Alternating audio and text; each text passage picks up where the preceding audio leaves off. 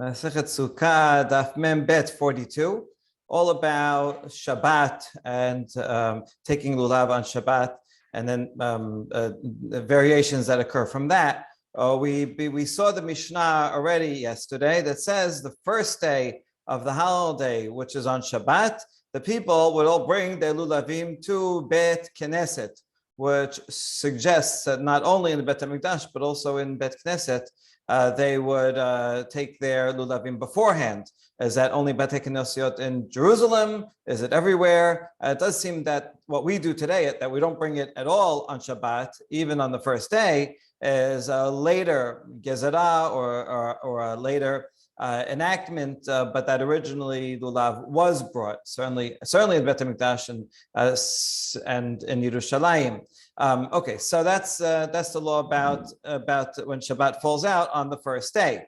To that, at the end of the Mishnah, the Biose adds that, not necessarily arguing, that if someone made a mistake and on Yom Tov, the first day, and that was Shabbat, and he didn't bring his lulav to Bet Knesset beforehand, and he forgot that it was Shabbat, or forgot that it wasn't allowed, and he carried his lulav in the Reshut HaRabim, even though normally that would require a hatat, nevertheless, in this case, he's patur, because Hosi'ah Birshut, he had permission. This doesn't quite mean that he can do it lechatechila, but that he had a good excuse. He's doing it for the sake of a mitzvah, and therefore it's okay. To give an analogy, it's kind of like, if you are driving and you get into an accident, even if it's not purposeful, you're still responsible. But what if you're driving an ambulance and you're doing it for public good, and by mistake you get into an accident on the way to save a life? Then maybe you'd say that person should not be personally responsible. So something like that. Okay, so let's discuss Rabbi Yosef Omer Yom Tov Amar Abaye. Lo shanu ela shelo yasabo, aval yasabo hayav. Says Rabbi Yosef says exemption only applies to a person who did not yet fulfill his mitzvah of lulav. That's why he's thinking about, I can't wait to take my lulav to Bet Knesset so I can fill the mitzvah. But if he already fulfilled the mitzvah, for example, on his way home from Bet Knesset, and he's still carrying it, or if he decided to shake it at home, some people like to shake it in their sukkah to bring them all together, and then he carries it, then hayav, because he's no longer thinking about the mitzvah, and so no longer should be distracted by that. That's Abaye's statement. Now we ask a question, hold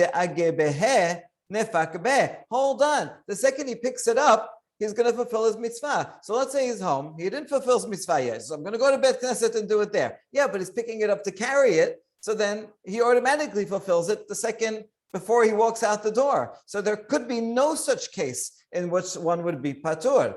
So Amar Abaye, Abaye explains, it's when he holds it upside down. That's one of the laws. You have to hold it as they grow. And so he carries it all the way to Bet Knesset while it's upside down. And this is a source of custom that some people have, especially Ashkenazim, to hold the etrog upside down while they're saying the beracha, because you want to say the beracha over le'asiyatan. If you hold it upside down, it's not considered holding it. Other people will put it down, the etrog, down on the table and hold the lulav and then pick it up after. The common denominator is you want to say the beracha right before you fulfill it, so you want to be holding something. And then you can do it right away, so that the mitzvah, so that the beracha relates directly to what you're about to do. You don't say and then go and get your talit. You hold it in hand. So that was two ways to do it. But from here we learned that has to be right side up.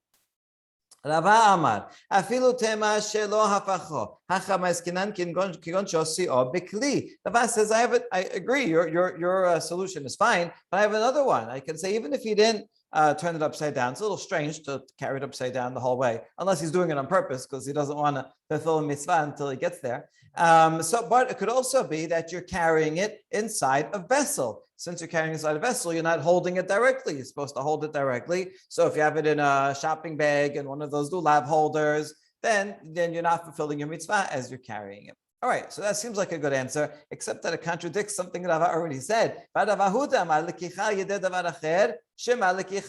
the very one that said, if you take it through something else, it's okay. For example, if you have a wrapping around it, or you use a handkerchief to hold it. Right. Either way, we saw that this, if it's a wrapping around it for decorations, kind of like part of the lulav. If it's a like glove or a handkerchief, maybe it's like part of your hand. But anyway, he thinks that you can take it through something else. Yeah, nevertheless, that's only if it's a way that honors it, ornamental wrapping, then yes, that's fine. But here we're talking about that you're carrying it in a shopping bag. That's not a nice way to bring it. Other commentaries say you carry it on a plate.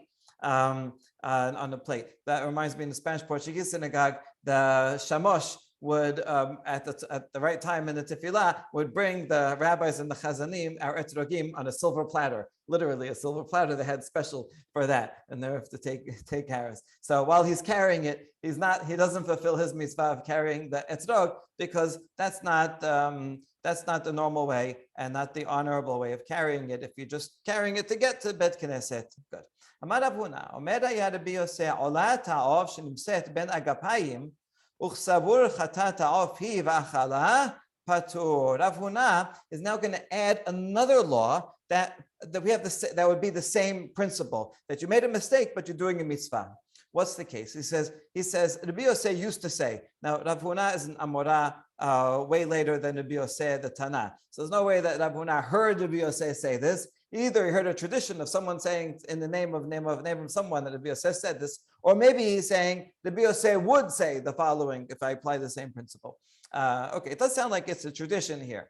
So Rabbi Yosef would say that if you have a bird that's an olah, that means you do milika on it, and then the whole thing is burnt.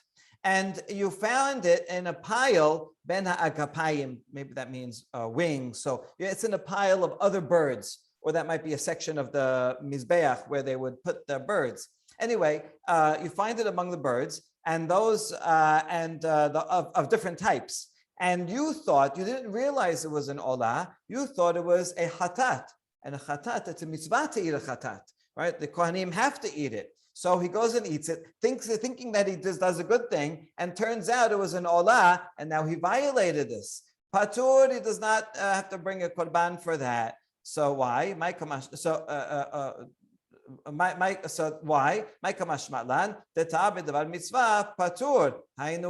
So this would be based on the same principle. He thought he's doing a mitzvah, and therefore, even though he made a sin inadvertently, he's patur. Our next question is, okay, what kind of chidush you're telling me? We only have to teach the principle one time, and I can apply it myself. Well, now you're telling us this big thing, Rav Huna, that he said also somewhere else, right? Isn't it basically the same thing?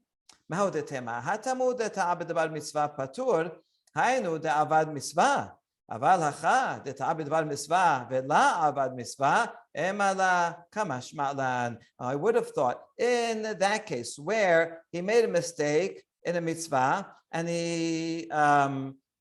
that's when he actually did a mitzvah. In other words, in the case of lulav, when he's carrying it when he's carrying it, he should have left it at home, and you don't bring a lulav. But in the end, he did it by mistake. Okay, nevertheless, he fulfills a mitzvah. So I might have thought only if I actually fulfill a mitzvah, then I'm patur if I make a sin inadvertently on the way.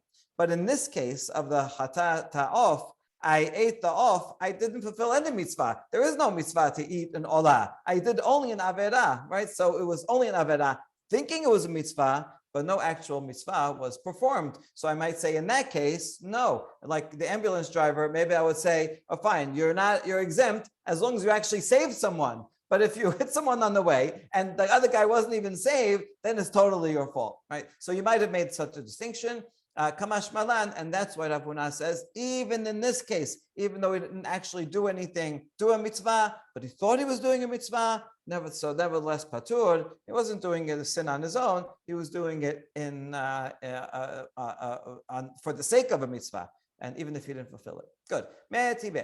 Rabbi Yosef Omer, השוחט את התמיד שאינו מבוקר כהלכתו בשבת, חייב חטאת וצריך תמיד אחר. Now we have a challenge to this principle, because Rabbi Yosef himself says, if someone takes an animal that was eno mevukar, that means it was not inspected. A korban tamid, you have to inspect for 4 days beforehand. They kept it in a special chamber, so this will be for korban tamid, and inspect it all the time for blemishes. Now, if you just take a regular lamb and you do shechita, kilchato, right, b'Shabbat. So this is an improper korban tamid, and now you slaughtered it on Shabbat improperly. So that person is chayav chatat. And you have to bring a tamid acher because the first one was no good. So here's our question. Rabbi Yosef, isn't this also something that you did ta'a b'dvar mitzvah, even though you didn't actually fulfill the mitzvah? It doesn't mean you just said it doesn't matter. As long as you thought you were doing a mitzvah, so it should be okay and it should be patur. Amar le, so Rav Huna is now answering. He's defending the tradition that he said, bar mina dahi, leave that baraita out, because that's a different circumstance. Taha itamad Allah. Amar Rav Shimon bar Hattai, Amar Rav Hamnuna Saba, Amar Rav Yitzchak bar Ashian, Amar Rav Huna, Amar Rav. When you have a long tradition like this, it usually means like, this is a solid tradition. I know what I'm talking about. That's talking about a case when they brought it from a chamber where they keep regular lambs that were not inspected. And in that case, the Kohen should have known better. That's like just gross negligence. You must have been, what were you thinking? And so in that case, hayav. But in the other cases, you really thought you were doing mitzvah and it's an honest mistake. So in those cases, patur. Okay. Now, next Mishnah. Mekabelet isha miyad bena umiyad ba'ala umahazirato lamayim ba'shabbat. Good. We're talking about a case when someone does take the lulav on Shabbat. So it's probably talking about the first day of Sukkot in Yerushalayim, or before, at the time when people were still doing this on Shabbat. So now the man goes and he takes the lulav. Generally, they would keep their lulav in water to keep it fresh. Good idea. And so on Shabbat, you can take it out of the water. Let's talk about the simple case of a man doing it. You can take it out of the water and you can return it to the water. Even though generally you can't, put flowers in water and things like that. You can't grow things. But the lulav, you can take it out of the water, put it back in the water, even on Shabbat. So now let's say the man goes and takes out of the water, he shakes the lulav, and he wants to give it to his wife or to his child and say, here, take this and put it back in the water. That's permitted. They are allowed to do that. Now the Gemara will discuss, do they fulfill the mitzvah on the way, right? If they want to do it, even though Ishas patur, right? So that's what we'll talk about in a second. The hava amina is, it's mukseh for her, right? Because anything that's for mitzvah, like tefillin on Shabbat, mukseh is no use for it. So since she doesn't have a mitzvah, maybe you'd say it's mukseh. Okay, the Mishnah is coming to teach that she can handle it anyway and return it to the water. Rabbi Yehuda Omer b'Shabbat mahazirin, b'Yom Tov mosifin, u'b'moed mahalifin. Rabbi Yehuda is adding, not necessarily disagreeing with what was said before. He's just explaining further that on Shabbat you can return the lulav to the same water that was there before, but you can't add more water. On Yom Tov, you can add more water to the vase, and during Chol HaMoed, you can even change out the water so you can have clean water. But you can't change out the water on Yom Tov because it's extra work and there's no need to do such a thing. Now, Katan hayodeh lenaneya hayav belulav, amazing chidush, a child, as long as he knows how to shake it properly, knows how to do, up, down, right, left, then he is chayav belulav. Chayav sounds like he actually has to do it. All right, so we'll see further on that as well. Okay, so now regarding the first thing, pishita. Obviously, like, what would be the problem? Why can't the woman receive the lulav and put it back in the vase? Ema lo tekabel kamashmalan. I might have thought that since a woman is not obligated in this mitzvah, it's mitzvah taseh she'azeman gerama, I might think that she cannot accept it, should not receive it, that it would be considered mukseh for her. Kamashmalan, that is permitted. Now this kamashmalan we can read in two ways, in a weaker way or a stronger way. The weaker way would be that it's not mukseh for her. She doesn't fulfill the mitzvah, but the point is that since it's not mukseh for a man, so therefore people can, even someone who can't fulfill the mitzvah is allowed to use it. Once it's not mukseh for some people, it's not mukseh for anyone, right? And maybe you didn't have in mind to use it, but I did have in mind to use it. So it's a useful item. So that's one way. But on the way back, she doesn't fulfill a mitzvah because not bar chayuva. That'll be the weaker way.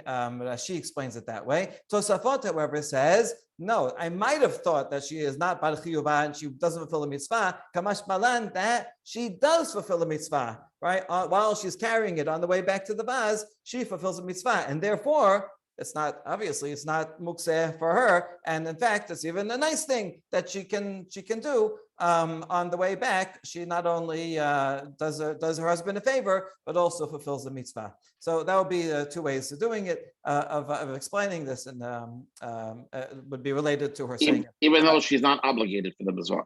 She's not obligated. She doesn't have to do it, but if she does it, she fulfills it. Right. Exactly. Like many things, like sitting in a sukkah. Good. Katan hayodeya lenaneya. A child who knows how to wave the lulav is chayav.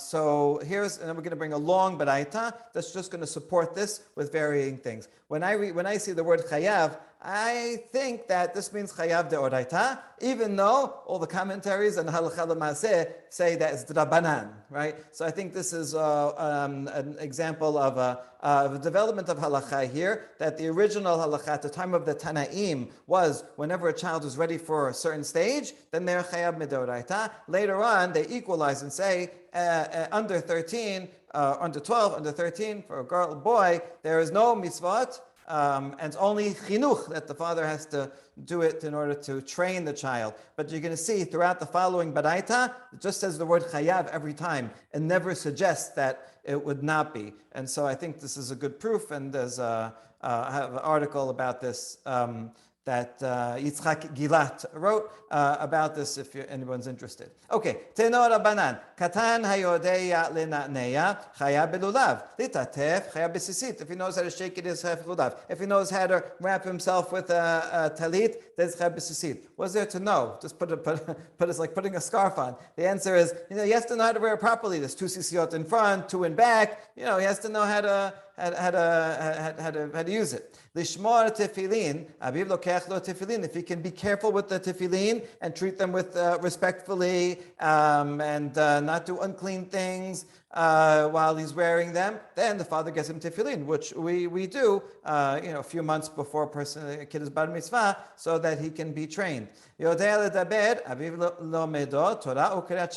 a kid can speak, the father should already start teaching him Torah and Kiryat Shema. Now we interrupt the Baraita to ask what exactly. Torah, Maihi, Amarav Hamnuna, Torah Sivala Moshe, Modasha, Kiryat Yaakov. The first pasuk you should teach him is that the Torah is inheritance. And that's very relevant. It's inheritance. We owe it to our kids. It belongs to them. Therefore, they should also want to receive it, because this is from Moshe, their inheritance. Kiryat Shema Maihi, pasuk rishon. When says Kiryat Shema, was just the first pasuk to begin with. He just learned how to speak. So teach them Shema Israel. Good. Back to the Baraita hayodeh lishmor gufo ochlin al gufo tahorot. If someone knows how to keep his body separate from tum'ah, right? He knows that if there's a dead shedet somewhere, he's not going to go and touch it. He knows how to keep away. Then you can eat taharot that touched his body. If he says, I'm tahor, and then even if some food touched his body and you have to eat it b'tahara, then it's permitted, like tiruma. Alishmoret yadav ochlin al yadav tahorot. If he knows how to keep his hands away from touching things that are tameh, then you can eat even things that touched his hands. Hand tum'ah is drabanan, that's more stringent than body tum'ah. According to the Torah, either your whole body is tameh or tahor. Your hands are not separate from your body, but the rabbis added other stringencies to hands in order to keep people away, and so that would be an even higher level, and that's why we still do Netilat Yadayim today to remember that level of tum'ah. Hayodeh lisha'el. If a child knows how to answer a question when he's asked, that you can ask him, did you go under that roof where there's a dead body? Did you touch that? And he understands well and can think about it and remember and be careful. Then he falls under the same law as an adult. When an adult is not sure about whether he touched something. I know there was something there. I can't remember. I'm not sure if I touched it or not. If it's in private domain, tameh. If it's in public, we assume tahor. We learned this from analogy with sotah, that a sotah also, did she sin, did she not? If there was nobody else there, probably tameh. If there was other people there, probably she's okay. And this also makes sense. I mean, in the public domain, there's so many things you can't worry about every time you're not sure that you might have passed this. But in the private domain, you can be more careful. So then, if the child knows how to answer a question, he would fall under the same structure. If a child knows how to do birkat kohanim, then they can also eat terumah. Together with, I'm assuming the kid's a kohen. So once he's of a certain age, he can do both of these things and enjoy terumah. If he knows how to do shechita, even though he's a kid, maybe not cows, unless he's a really big kid, but chickens, right? You don't need that much strength. If he learned how to do it, then it's kosher. Now we interrupt the Baraita again. That's only if there's an adult watching him. You know, it's like a learner's permit, right? You can only drive if you have an adult with you, making sure that you did everything correctly. Mashkiach. Okay, good. Yachol lechol kezait dagan. Back to the Baraita. Marchikin misoato u'meraglav arba'amot. It looks like we're going from the oldest to youngest, because now we're dealing with infants. If a child knows how to eat an olive bulk of grain, so he can, start eating, this is just a few months old, then you have to keep away from his excrement and from his urine for amot while you are praying or reciting Torah. In other words, a newborn, their excrement and urine is not considered that it smells bad. I don't know how often the rabbis change the diapers, but no, we don't consider it as disgusting as an adult. So therefore, that's fine. You can even pray next to a baby that has a dirty diaper. Amar Rav Hisda, that's only if he can eat that entire olive's worth within the amount of time it would take to eat half of a loaf, between 3 and 9 minutes. If he can eat this olive, but it takes him an hour, then that also would be permitted. Amar Rav Chiya bered Rav Yeba. ובגדול, אף על פי שאינו יכול לאכול בכדי אכילת פרס, תכתיב, ויוסיף דעת, יוסיף מכאוב. When you're talking about adults, even if the adult cannot eat so much, let's say he's an old person and he doesn't have teeth, has difficulty eating, and even if he cannot eat an olive's worth in the time it would take to eat a half of a loaf, nevertheless, that person's excrement and urine is off limits and one cannot pray in front of them. And we learn this from a pasuk in Kohelet, that as one increases wisdom, meaning as he becomes older, he increases sorrow, becomes more flawed, and his excrement is therefore also still smelly and inappropriate. Good. Yachol le'echol kazayit sali, shochatin alavet Pesach. Okay, back to the child. If he can eat a kazayit of roasted meat, then you include him in your chabura, in the group to do Korban Pesach. And he will join and eat part of the Korban Pesach. Shenemar, ish lefi ochlo. Each person according to what he can eat. If he can eat, then he is eligible to be included. Rabbi Yehuda Omer, ad she'achol lebarer achila kesad, notnin lo seror vezorko egoz venot lo. Rabbi Yehuda requires a little bit older, not that he can eat it, but he knows how to discern between good food and something that's not food. That if you give him a pebble, he'll throw it away. If you give him a nut, he'll take it. So he has to be able to distinguish and know good food from that. Ish lefi ochlo. So I think what you see from this list of examples, that they're not only things that the child can do for fulfill a mitzvah, it's also things that involve other people, that would make someone else tameh or to be included in the Korban Pesach. So these suggest that the peshat of this baraita is that the child is eligible even at a deoraita level. But once again, in the halacha, as it develops, is that children are not chayav midoraita until they are bat bar mitzvah. Hazran alach lulav hagazul. Question? Right.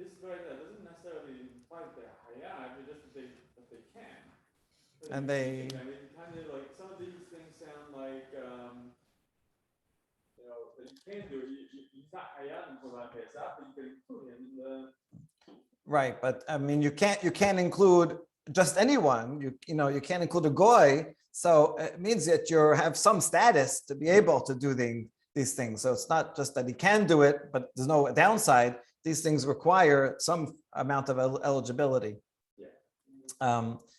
Okay, good. So let's begin the next Mishnah.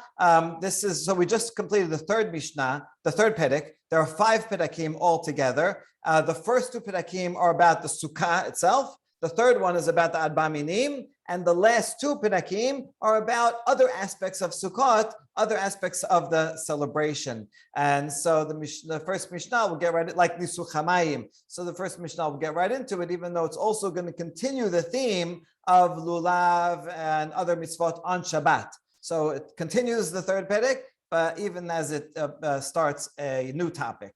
Okay, Lulav Araba, Shisha v'Shiv'a. The mitzvah of Lulav, that's taking Arba Minim, and Arava is a separate mitzvah, which is every day of the 7 days in the Bet HaMikdash. The Kohanim would take Aravot and march around with them and then put them beside the Mizbeach to beautify the Mizbeach. On the 7th day was a special day, and they would do it 7 times. What we have today as Hoshana Rabbah is in remembrance of that. The term Hoshana Rabbah never appears in the Talmud. It appears for the first time in the late Midrash on Tehillim.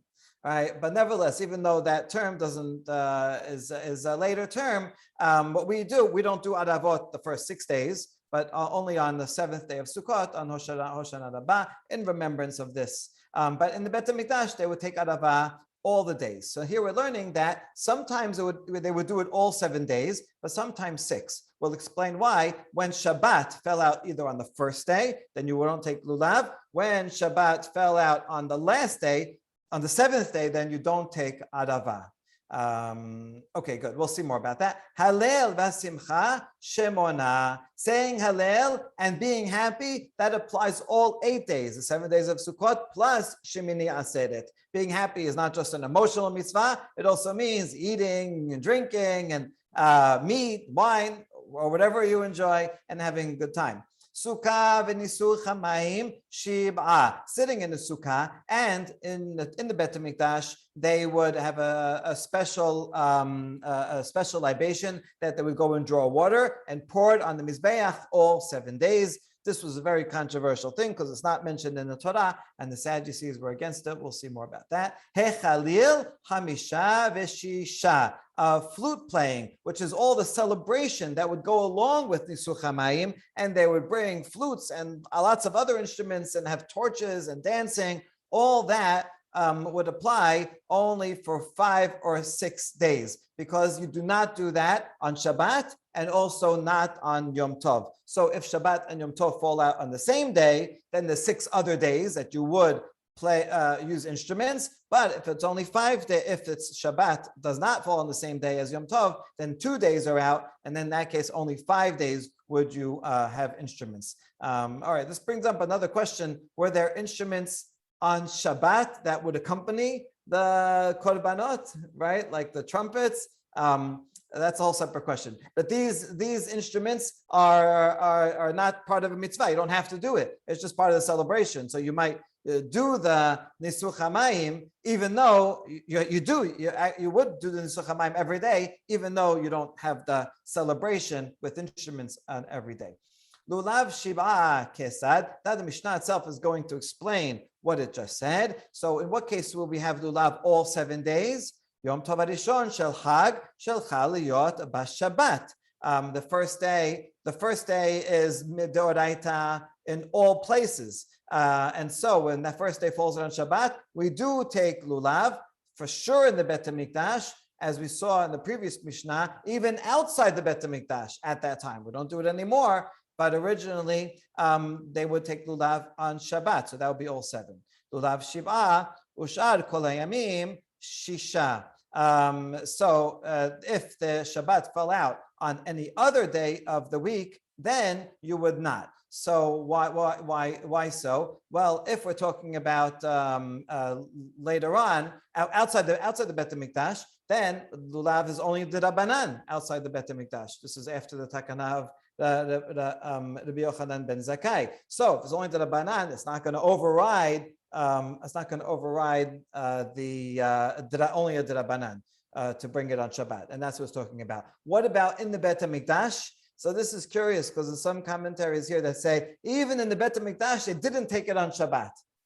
But why not? In the Bet HaMikdash, it's a chiyuv deoraita, shivat yamim, right? Usmachtem lefnei Hashem shivat yamim. So it should be all 7 days. And in the Bet HaMikdash, even the Rabbanan, we override in order to do something. So it seems makes more sense to me that this is talking about outside the Bet HaMikdash.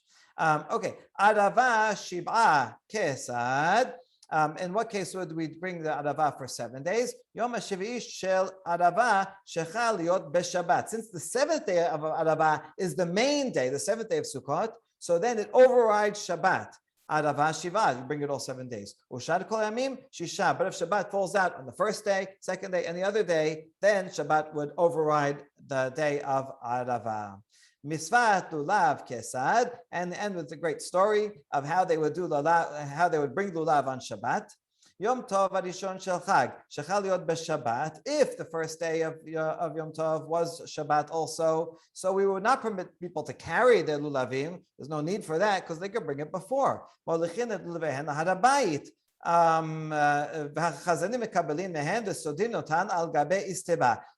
Shabbat, everybody will bring their lulavim and give them to the chazanim. Chazanim here doesn't mean the people that were singing, but rather chazan in those times meant the shamosh, what we would call. So give it to the temple officiants, and they would put them nicely in order around the portico. In the courtyard of the Bet HaMikdash had this covered portico with columns, and so they placed them all around. The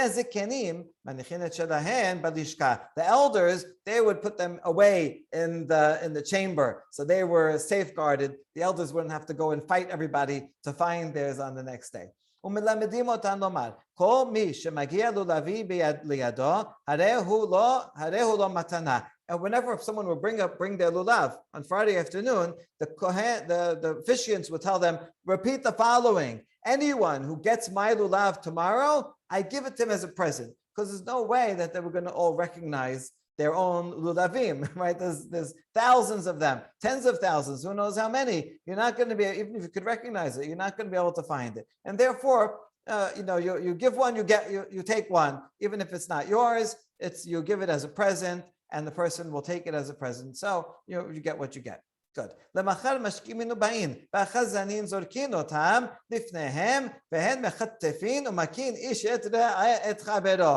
next day the people would come, and the chazim they would take the levim and throw them to the crowd, so everybody would have them, and everybody would be hitting each other on the head with their lulavim because they're all trying to grab. Oh, that one looks like mine, and grabbing from the other guy and fighting with each other. So this was not a good situation. It got dangerous. At some point, so they said, forget about it. We're not doing this anymore. Everybody should just do this at home. And from that point on, when Shabbat fell out on the first day of Yom Tov, they would not bring lulav even in the Bet HaMikdash. Okay, fantastic story, and we'll see more interpretation in the Gemara tomorrow. Baruch Adonai Le'olam. Amen.